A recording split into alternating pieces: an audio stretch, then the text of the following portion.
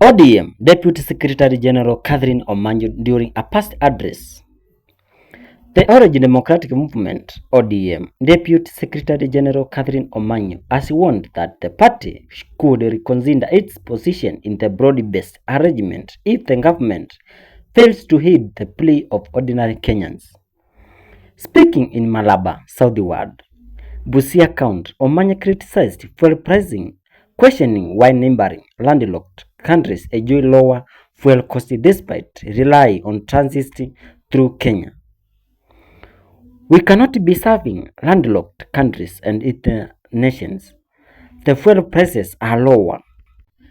It doesn't make sense. We keep saying the fuel prices should go lower, she stated. I will not look at Kenyan suffering while seeing broad-based government. It should be good, better for the people. We must remember the people that we promised to protect and fight